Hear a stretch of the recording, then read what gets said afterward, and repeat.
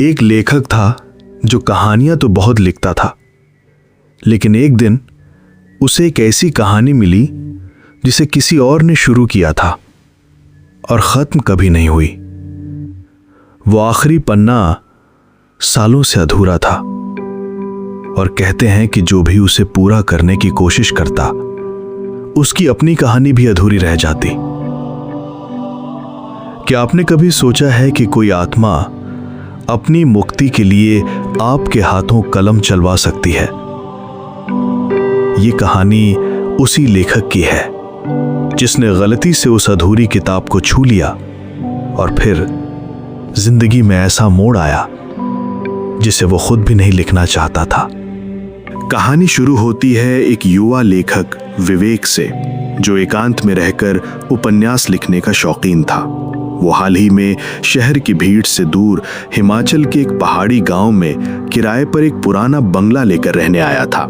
बंगला सुनसान था, लेकिन वातावरण शांत, बिल्कुल वैसा जैसा एक लेखक चाहता है।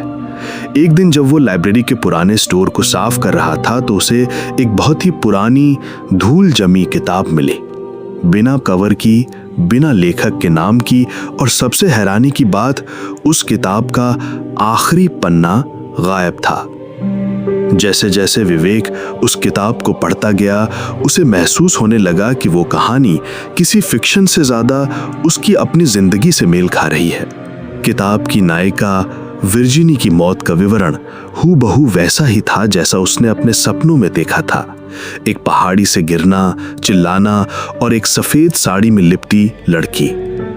हर रात किताब पढ़ने के बाद उसे सपनों में वही लड़की दिखाई देती, एक पथराई आंखों वाली डरावनी मुस्कान लिए, जो कहती, मेरी कहानी अधूरी है, पूरा करो, आखिरी पन्ना लिखो। विवेक डरने लगा, उसे लगता ये सब उसका वहम है। लेकिन फिर एक दिन रात को वो लड़की सच में उसके सामने आ खड़ी हुई। उसका चेहरा आधा जला हुआ था, आंखों से खून बह रहा था और हाथ में वो अधूरी किताब थी। उसने धीरे से कहा, मैं इस बंगले में मारी गई थी। मेरे प्रेमी ने मुझे इस कमरे की खिड़की से नीचे फेंक दिया। मैं सिर्फ चाहती हूं कि मेरी कहानी पूरी हो ताकि मेरी आत्मा मुक्त हो सके। डर और दया से कांपते हुए विवेक ने आखिरी पन्ना लिखने का निश्चय किया। पूरी रात वो लिखता रहा और जैसे ही उसने आखिरी पंक्ति पूरी की, खिड़की अपने आप खुल गई और एक सफेद परछाई हवा में उड़ती हुई गायब हो गई।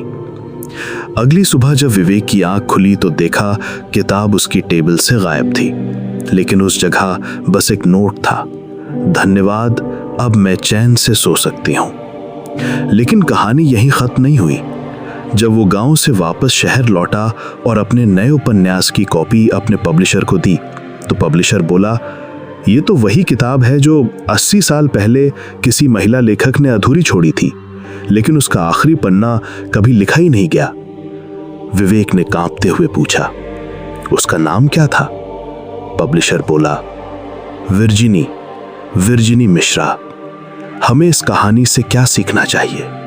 कभी कभी अधूरी कहानियां सिर्फ शब्द नहीं होते, वो किसी की अधूरी आत्मा होती हैं, और अगर आप उन्हें पूरा नहीं करते तो वो आपको कभी चैन से जीने नहीं देती।